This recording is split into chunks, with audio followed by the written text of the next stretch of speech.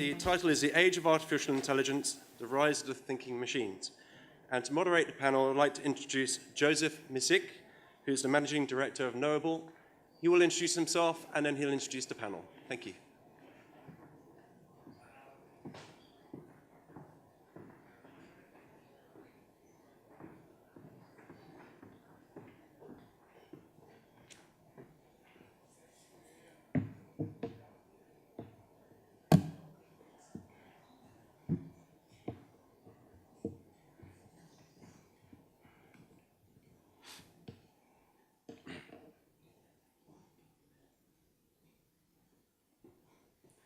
Dear ladies and gentlemen, welcome to our panel on AI in education with the headline, as you heard, The Age of Artificial Intelligence, The Rise of the Thinking Machines. It's exciting, right? I hope that's why you're here. My name is Joseph Misik, and I am the director of Knowble, a company that is approaching AI from the linguistic point of view.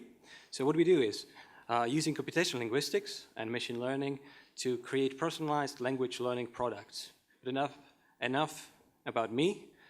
You are here perhaps because you're wondering how come that smart technologies have already transformed so many parts of our lives, from how we network, select a movie to watch, or book a taxi. And you might be naturally thinking education will follow, and the way we learn and teach will be transformed. So how far is this digital transformation? What role will AI play in the education of the future? Will it be AI-driven or not so much? What are the limitations or misconceptions about AI, especially in education? So those are the questions we'd like to answer today with our panelists. So let me introduce our first panelist, Mats Holman, founder of Biblio from the UK. Mats Holman is the CEO and co-founder of Biblio. He and his team are harnessing natural language processing and AI to help publishers enrich their metadata and improve how it's recommended and discovered. Previously, Mats promoted some of the world's largest brands as part of Go Viral, where he worked closely with the founding team throughout the company's rapid growth and sale to AOL for almost $100 million in 2011. After the acquisition, Mats continued as planning director, where he contributed to multiple Cannes Lion winning video campaigns. That's Mats. Our second panelist is Satish Nita, program director of IBM Watson from the United States. Mr. Nita is currently the worldwide leader and program director of the Cognitive Sciences Education Technology Research Department of IBM Research, which he envisioned and built from the ground up. His global team invents and develops technologies of the intersection of cognitive neuroscience and cognitive computing, and employs multiple techniques in fields ranging from machine learning, natural language processing, virtual and augmented reality, to experimental and computational neuroscience. He was named one of the IEEE Spectrum Innovator of the Year in 2008, and also won an IEEE Spectrum ACE Award for Technology of the Year in 2008. And our last panelist is Hongbin Zhuang, CEO and co-founder of Emotech from China. Hongbin Zhuang is a co-founder of Emotech, a London-based startup building a personal robot called Ollie. Previously, Zhuang was the product director and chairman of product committee at renren.com. He assisted it to become one of the largest social networking sites of China, and also facilitated its New York Stock Exchange IPO in 2011. He graduated from UCL with a distinction on the degree of Master in Human-Computer Interaction and Ergonomics, and strongly believes that the revolution of human-computer interaction will make a better world. Now, we should be showing a very nice video of the product of Hongbin. So please, you guys in the back, if it's possible, could you show us the video? Thank you.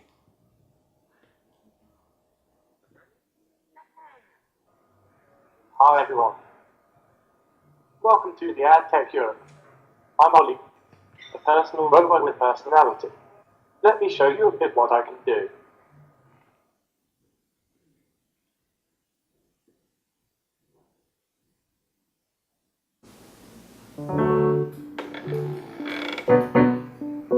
Good morning, John. It's 7 AM. The weather is great. Perfect for a run. Get up.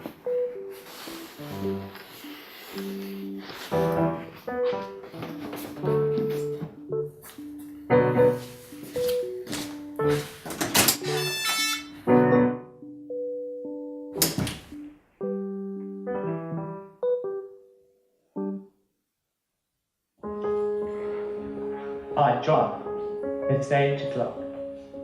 I will play the morning news. Welcome to the latest global news recorded at 14 hours GMT on Wednesday the 20th of January. I'm Oliver Conway with a selection of highlights from across the BBC World Service. Coming up, militants...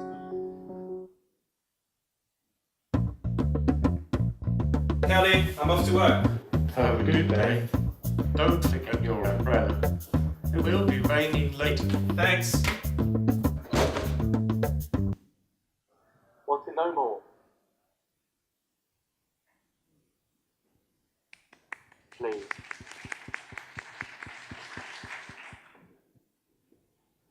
Very impressive, right?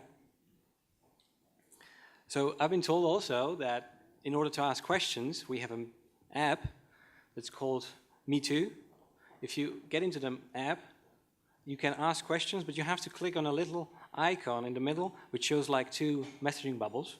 So if you download it, open it, and then you can start posing questions, which we'll try to answer towards the end of our panel. So as you can see, we have 3 different panelists: the expert from IBM Watson, a software startup, and a more hardware startup. So could you share with us a quick introduction to your organization and how AI fits into the picture? Could you start, Satya, please? Thank you, Joseph. So I work at IBM Research, so IBM itself over the last 5 years has invested enormously in AI and AI technologies after we won the Watson Jeopardy competition. But our investment in AI goes much deeper, back to the mid-80s and the early days of AI and expert systems. We started a significant program in IBM Research. It culminated in the 1980s, in the late 80s, with IBM Biblio beating Garry Kasparov in a chess match. It's the first time a computer actually beat a human. And since then, we've continued deepening our investment in AI, and primarily focusing in machine learning and natural language processing. 2006 is when we started a very significant program in trying to understand language almost at a human level of comprehension, and that culminated in the Watson system that won Jeopardy in 2011. And that has been kind of a watershed for IBM, and since then we've started investigating in a much deeper way, not just horizontally what AI technologies are all about, but what are the implications for AI in various industries. And the first industry that we focused on is healthcare. And we spent the last 4 or 5 years in healthcare, and over the last couple of years, we've been looking at other industries, finance and supply chain and education. So my role at IBM is to be the guy who figures out with a fairly large team what the implications of Watson and natural language processing and AI in general are for education, and what are some applications. Matt, what's your take on it? Sure. So Biblio is a B2B platform, and we basically help educational content owners and platforms with natural language processing and machine learning. So on the one side, you can push your resources to us, and we will we work together with IBM Watson. So that's an interesting little overlap of the panel. But we work with a number of other partners to create a sort of continuous flow where you can just push your assets in and actually get a deep semantic understanding of the concepts underlying that content. So really going from understanding the language to understanding what is really the meaning behind it. And for me personally, it's been a journey, as I said, from sort of the advertising industry to the education industry. I got very fascinated about actually initially the machine learning side of it, so recommender systems. How do algorithms decide what we see on the internet today? You know, the majority of all the content you see now is actually decided by a human, by a computer, not a human. And I was very interested with what are the sort of society implications of having computer editors or people making editorial decisions for us. So that was what Biblio is sort of set out to do. And on the one side, people can push their assets. On the other side, we can do recommendation or help people do better recommendations for learning. So not quite adaptive learning, because I prefer to see personalization as one dimension of that, and we can talk more about that later. But we take a hybrid approach, so looking at both the content and the person. And that's really the essence of Biblio. Thank you. Nice point about the implications of AI. I think that's something we'll touch later in the panel. But could you share your view, Homin? Yeah, sure, of course. We're Motek. We are actually doing two things. First thing is we kind of trying to change the interaction between people and the technology. So it's been decades that graphical user interface, just become the bridge between the people and the technology. So even nowadays, people still need to stare at the screen in order to get any information. But we've been thinking actually, it's not always been a efficient way, especially when you're at home. So we try to create this personal robot so that you can just interact with it naturally via voice. So imagine at home you can just speak to it and it can react to you. And also the machine learning algorithm based on the interaction between people and the robot, it can learn your patterns so that it can more proactively interact to you rather than every time you need to put an instruction. So this is the first thing. The second thing is we try to, so actually most of the technology kind of ignore the emotions via any interaction, but actually that's pretty important. So we try to make the personal robot that able to build a bond with its user. In order to do that, we have this brain-inspired AI, which enable the robot to evolve its unique personality based on its user's personality via the interaction, so that it can kind of evolve. It can have a better, better user experience during the interaction. Yeah, and so that's it. Thank you very much. We heard about two promising applications of AI in practice from the software point of view and the robotics point of view, however you like. But Satya, where do you see the most likely other best practical applications of AI in education? Would you care to share? Sure, yeah. So I think the most successful application of AI, or the most, I would say, not successful, the most transformative application of AI in education is likely to be in the field of intelligent tutoring systems. So these are technologies that essentially allow a computer to work autonomously with a student and enable them to learn in a very personalized fashion at their own pace. And the computer will interact with the student or the human in a much more natural fashion. So this isn't simply a system giving you recommendations. It's really about a system that understands where the learner is in their cognitive journey, and in future where the learner is in their emotional journey as well, and will personalize the delivery of learning experiences to them. It will go beyond that though. I see a future where the learning experience itself will be entirely different from what we've gotten used to expecting, and the learning experience will be much more immersive, much more interactive, and the system will enable you to learn things in a way that your brain is much more wired to taking in information. So I see intelligent tutoring systems as the primary and the most transformative application for AI in education.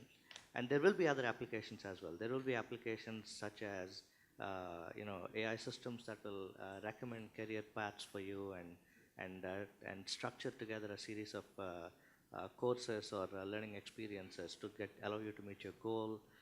There will be systems that will work with teachers and help them figure out much better lesson plans for their class. There will be systems that will work with administrators and help reduce attrition and dropouts in schools and colleges. So all these will be applications that will have significant impact on how efficient education is run. But I see the transformative application as one where systems will work with people directly and help them learn better. And again, the only point I want to end with is that the systems will not replace teaching. Human-to-human teaching is the gold standard. But what the systems will do is supplement human-to-human teaching and replicate the best practices of human tutoring. So students can access this outside of class or even as a supplement in class. Thank you. Very interesting. Matt, do you have something to add? Do you see other possible applications? Yeah, so I think, so the reason we're called Biblio is because we sort of looked at what a good librarian does, right? So the kid comes into the library and says, I want to learn about this. And to really give the right recommendation, we think the librarian needs three things. They need to understand the person, the kid, and what their interests are and where they want to go. They need to know what's in the library in a pretty deep sense. And then they need to sort of be able to map those two together in a tutoring fashion, right? What's the next thing for you on this journey? And those are really the three things we need to answer. The thing is, they're not so easy to answer. They're easy to state as problems. They're harder to solve. I guess my main, I can only really follow what Satish said. I think a lot of it is the transformative applications. I think when it comes to tutoring, there's probably multiple applications of tutoring, more formal, more informal. One of the fundamental questions that we still ask of the industry as a whole is education and learning really the same thing? It's pretty easy to measure an uplift in test scores or completion, but it's much harder to actually measure learning, because it's not immediately evident. So where it's very easy to create an optimization algorithm that wins a game, it's pretty hard to actually measure what successful learning really looks like, because it might not be immediately evident. So that's one of the, I suppose, a little bit more of the challenges. I agree that this will be the main transformations, but I think we'll see bumps on that road. We'll see people chipping away at different parts of that problem before we get to the very core of it. And yeah, I can only resound your admiration for teachers. I don't think teachers are going away anytime soon. Which is why we at Biblio focus more on sort of self-determined learning and informal learning and lifelong learning. Because that's really where we, at the moment, as people, don't have a teacher available to us. Thank you. Hongbin, we saw your product. There's also a lot of happening, for instance, with virtual reality. Is there something else you see very important to share on applications of AI in education? Okay, so first of all, I quite agree that, for example, like machine learning AI can actually improve lots of the efficiency and effectiveness from teaching. And also, I think actually AI can serve as a bridge between the teacher and the students.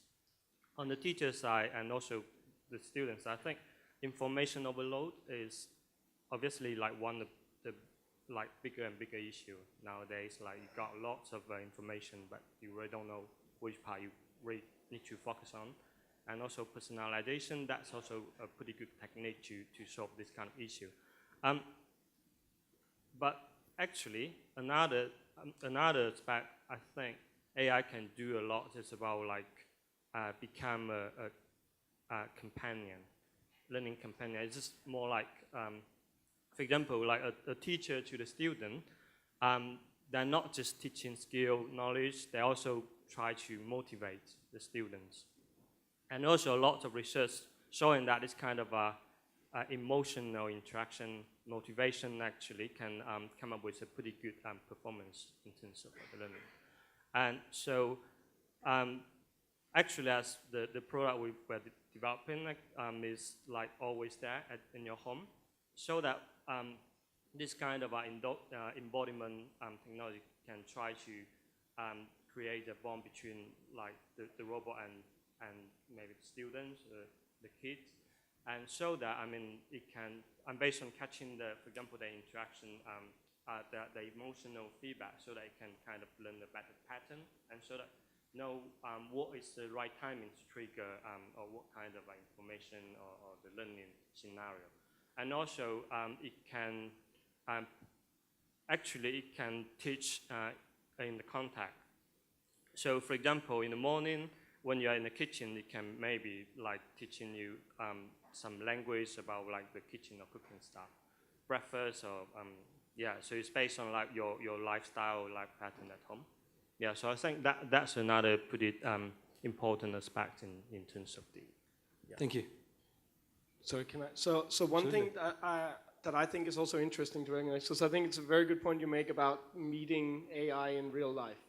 And I think when it comes to AI in education and learning, we have to remember that most people really meet AI in some form or the other every day, right? Your Facebook newsfeed, your Netflix application, that's all recommender systems that really are built on this technology. So we also have to really recognize that education and learning doesn't live in isolation. So when users start to take their expectations from Spotify and Netflix and Facebook into the world of learning, it's kind of like an arms race, right? We have to become more motivating and engaging as well, because otherwise, relatively, education and learning loses out to other types of, as I always say, we only have a finite amount of attention. So if education and learning can't motivate and engage, we risk losing out to other aspects of, entertainment or distraction. Very good point. I always like when the panel goes into a little bit more the limitations or the problems. And that's where I would like to go as well, as next. Where do you see some more limitations or problems, issues? We touched a little bit before the panel on understanding of AI, because from also my work, what I see often is misconceptions, or people expect magic, while AI is not really magic. It's just artificial intelligence. Would you like to comment on that? Yeah, so, and I'm sure my colleague here will have some more comments to that too, so I'll keep it relatively brief. I think my feeling now is that we're very far away from true intelligence. When we see a scenario like Google and Go, we have to remember that it's still relatively easy to optimize towards winning a game, because success is very clear. So it's actually a very relatively straightforward optimization task. When it comes to learning and education, as I said, the core problem is actually, what does success look like? And I think we're very far away from having answered that question cognitively. So actually, in some ways, we're limited in the domain of machine learning and AI by what we know about learning in general. Because actually, we're beginning to run into this fact that we don't really know how people actually learn, right? We can see when people get better test scores, but we haven't really untangled what actually happens.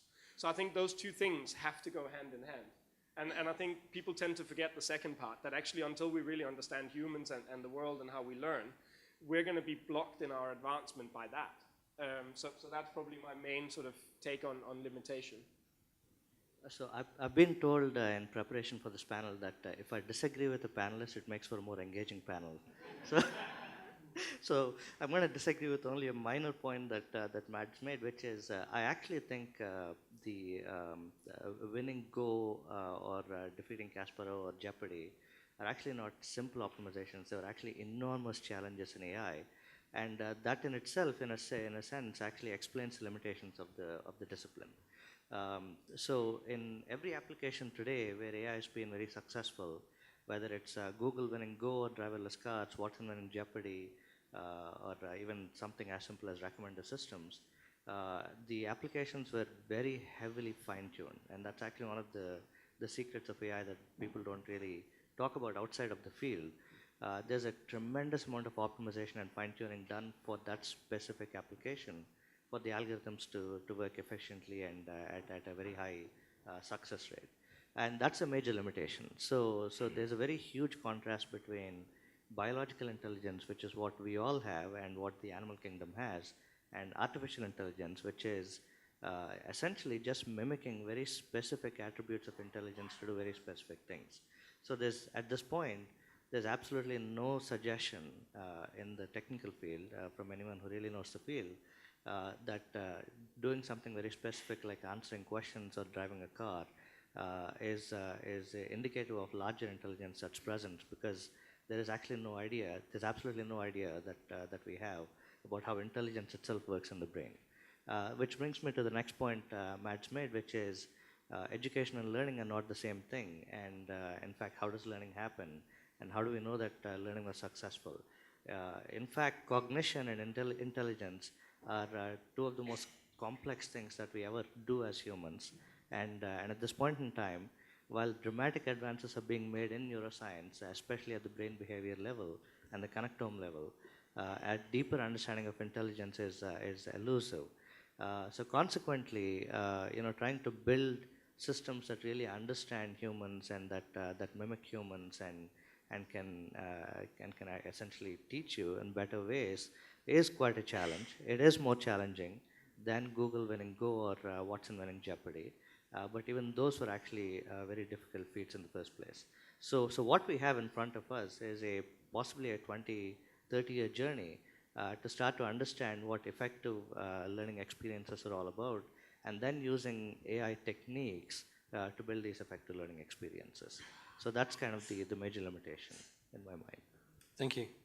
Hangbin, do you see also some limitations? Especially what I would like to ask you is potential fear of AI when people come in contact with it, especially maybe through your product. Can you see something? So I think, as you can see on the video, it's not that creepy, right? I mean, the robot we're building. So anyway, I think in terms of AI, now is, I would say, like, the media is a little bit over about like what AI can do, so that like people is expecting that it can kind of do everything and can become like a human level intelligent. Although, I mean, in the long future, I do believe that in one day the AI should be as intelligent as human being. But it actually it's really hard to say like how long it's going to be. But in general, I think like the development of the AI in terms of the technology part is pretty similar as what like Google did mention. So actually, they put on their company mission 2 steps. One step is solve AI. The second step is to use AI to solve everything. So I think now we're still kind of at a stage of like how to solve the AI itself. And nowadays most of the technique of AI actually is very domain relevant, so that you can only, it's kind of like a nano AI. What people are trying to do actually can use, for example, like similar a general algorithm can solve like different domains issue. And actually, what DeepMind did, like that they have this kind of algorithm to play Atari game. That's kind of like move a step forward to that. So this one algorithm can solve like the same category of gaming. And I think like maybe further and further we can have a much more sophisticated AI to doing so. But at the moment, I think like there's still I think there are some limitations. First of all, although like deep learning is pretty promising, but actually people don't know what exactly they're doing. I mean, it's like a black box. So that one group of the researchers are trying to build a better system so that like, the researcher can really know like what is exactly happening, so that they can improve the algorithm. So nowadays, it's like, okay, you put a model and it works pretty well, but actually you don't know what exactly happened. So this is one thing. And another thing like is another group of people, although they don't know what exactly happened, but they are using like a button up measure. So they try to simulate, like for example, what like the human brain work. So like the AI engine we're building, we use the brain-inspired AI technique is to simulate like how actually the very specific part of the human brain, like how people, how human brain do the action selection part. And this actually just comes from like neuroscience. And so we try to simulate this kind of similar mechanism, and so that it behave. So we use the technique to join a twin testing competition. Actually, did a pretty good performance. But again, actually, we don't know. We just know like it's kind of like how the human brain works. But actually, I mean, why it happened in this way is also like well not quite exactly know it's happening. So this is a button-up technique. Doing the top-down technique is more about to understand mathematically how this algorithm or how this model work, and in order to build an AI. That's another trend people are doing so. And I think another limitation now is more lack of the data. So like a lot of people mentioned that. So now you do a deep learning, you need huge amount of data in order to train a system, but actually you lack of structures, data, or relevant data that can train a system. Yeah. Excellent. Thank you very much. We heard quite a lot about AI and its importance from the keynote this morning. We are also joined by a lot of important people in education, industry, from publishers to investors, and many others in between. Would you say that AI is something inevitable for any successful future edtech product? And if so, what should the big guys do about it now? It's a very good question. First, let me just jump in and say I didn't mean to trivialize either Jeopardy or Go. I think they're very big achievements. I guess I was trying to just say that we can't automatically transfer that to learning and education. So by all means. I was just being funny. Yeah, I know. but you're very right. It's by all means not an easy achievement. Two, I would say I think to a certain degree, most industries will be transformed by AI or machine learning in some form or another. Simply in the domain of optimization and decision making, computers are more consistent and can take in a larger amount of data, even if it's just informing the final human decision, right? That's actually what you guys have been really successful with, is sort of not taking the doctor away, but informing the doctor to make a better decision quicker. And I think in general, this is how I would like to think of us applying AI in education, is not taking the human out of the equation, but informing the human to make better choices. We're very fascinated of the domain of human-computer interaction. Is how can we take this black box out of AI so that users can interact with the machine and tell them what they want. And this sort of back and forwards interaction is one of the things that I think AI has done really badly until now. You know, it's really clunky to tell your Facebook when Facebook gets it wrong, right? It's really clunky to tell your Netflix when Netflix gets it wrong. And hence people still have this feeling that they're not that great, because actually truly understanding a human is really hard, because as we say in Biblio, the same person is not always the same persona. You know, and it's very hard for a human to predict when we are which persona. And even then, I would break it in and say, you know, we talk about education and learning. That really covers a multitude of goals and actions at any given moment. You know, there's problem formulation, there's research, there's problem solving, there's preparation, there's all these different tasks that have different goals and different processes. So I think we won't see a sort of general purpose AI, and for that reason, I think most AI products most edtech products will have a component of AI or machine learning in them. But I think, again, it will be pretty specific applications tailored to what the task or the goal of that particular product is. I still, to this day, don't really believe we'll see a Netflix for education. You know, the sort of one go-to place that solves it all. I just think education is too varied and too diversified and too big for that to ever happen. So it consists of a lot of small components that will work together, perhaps. I think that's likely, and I think we'll see the sort of the Biblio in the world that delivers a horizontal approach, and then you'll see people specialize that in their own field. So you'll see both the sort of B2B layer, and you'll see the B2C layer, again, taking that next step in training to that specific use case. Absolutely. But yeah, you know, asked up right, I do think AI or machine learning will have a role in most products that collect data. Do you agree? Yeah, no, I totally in violent agreement. So I want to turn the question around. Is AI inevitable? I don't think it's not that it's inevitable. It's necessary. What we forget is we live in a time which is utterly different from what it was 20 years ago. The internet has changed everything. In particular, the access to information, the amount of data we generate, it's actually mind-boggling. And we need tools. So really, AI is just a tool. If we need tools to make sense of all this data and all this information and to personalize it to us, right? So as a very good example, in healthcare today, which is where IBM has spent a significant amount of investment trying to understand the discipline and figure out what AI could do.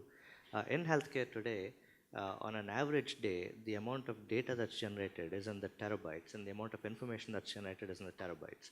Consequently, if you're a physician, let's say you're an oncologist, cancer treatment specialist, the notion that there is a specific regimen or a cocktail of drugs that was discovered for colon cancer with a specific mutation, and the notion that that could work for a completely different type of cancer with the exact same genetic mutation, and the notion that this will work and this will transfer, and the information that this is happening is enormously valuable in saving a patient's life, right? And the only way they can do that is because of the amount of publications and the fact that there's a few terabytes of data generated and publications generated daily. The only way they can do that is through computing and is through AI. That's a classic example of how important it is to use these tools to make sense of this vast quantity of data that exists out there. Similarly, in education, humans produce signals all the time. So for a college, understanding who's likely to drop out, right? Today it's a black box. I don't know who's likely to drop out. But if I start reading all the social media posts, I start reading people putting intent on Facebook or on the internal blogs. I look at patterns of their assessment scores or their background. The notion that I can then figure out well in advance who's likely to drop out and then do something to keep them in college so they have a more successful journey in life is another great example of what AI could do. So AI is not inevitable, it's necessary. And it'll be there everywhere. It'll be there in intelligent tutoring systems, it'll be there in recommender systems for administrators, it'll be there for teachers as they look to personalize lessons. So I do see in the very near future, in the next 5 to 10 years, this happening at scale. And another prediction I'm happy to go out on a limb and make is that people who understand machine learning and who will use that to build these applications, they will be as common as Java programmers are today. And that's the shift that I see also happening as the demand for these kinds of tools and techniques grows exponentially. Thank you. I would like, because we're running out of time, to pose also some questions from the audience. If the organizing team could also put the questions up again on the screen, so you can also see them.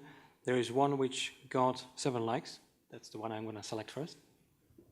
So research increasingly shows that context is so important and currently the missing link in adaptive learning technologies. How do you engage with context? How do you deal with context in learning? It's the one down there about context. So how do you engage with context in learning? Can you analyze that? Yeah, no, absolutely. I think that's a great question. I mean, so, and kind of the reason behind the question is today's adaptive learning systems, while they're a great start and they do build on a lot of work that happened previously in the intelligent tutoring community, they're still very limited. The only thing they're really doing is taking a multiple choice response or some response and then recommending the next learning item. But context is really about understanding a user's cognitive state, their emotional state, and the best way to determine that. So how do people do it? When I'm a great teacher and I'm watching a student trying to understand a particular piece of learning, I'm observing their behavior. I'm observing a lot of cues that they're giving to me. I'm observing them asking me questions, and I'm then trying to relate the new knowledge to what they already know in a very Vygotsky sense. The ability for a computer to do that is still somewhat limited, but that is the next frontier. Adaptive learning, where I'm simply recommending something for you to read in a very context-independent, kind of blind fashion, will only be effective to a certain extent. Where you'll see great gains in efficiency and effectiveness is when you start understanding both the affective and the cognitive states of the user, and there's a real natural language interaction between the user and the system. Can I just quickly add to that and say I think there's a similar context on the content side. So really understanding sort of the map of knowledge, because knowledge is ultimately created through language, and people take it in via language. So again, the natural language component is actually very important for understanding the context of the content. And I think that's another area where we can make a lot of advances is if you can show You know, I had a university professor tell me that really what I'm trying to do when my students come into the lecture hall over the course of our semester is I'm trying to take the map of knowledge that I have in my head and get it into their head. You know, the problem is I don't have the map. So I'm basically, every lesson I'm coming at the map with language. But really what we're looking into too is sort of how can you actually visualize that map to the students so that you can allow them to navigate context. Because again, that's where you suddenly put the agent in control. Suddenly the user is empowered to go in the direction where their goals and their actions at the moment is interesting to them. And I think that's also part of us sort of flipping that a little bit from education to learning. You know, actually reinstating the learner as the powerful agent, right? I'm just reciting sort of constructivist education here, but it's really about giving the user the power to navigate knowledge, because ultimately knowledge is what they take away, right? Not what we say to them. So I think it's also about reinstating or giving the users better tools to navigate knowledge in general. Yeah, and I think in terms of the better understanding the context thing is, so especially for the education, I think like, yes, natural language understanding is pretty important. And obviously, since like the deep learning is developing pretty rapidly, now we can see probably in the next like 3 or 5 years, this could be an issue be solved. And so that, I mean, I think like the system can much better understand like what's happening around. And at this stage, for example, like speech recognition and computer vision already got a pretty good accuracy. So that I think we can see like the context awareness gonna improve a lot. Thank you very much. We are running out of time. I see still there are a lot of great questions in there, and I'm sure that our panelists will love to answer them even after the panel. So just feel free to connect with them, shake hands, and ask the question again.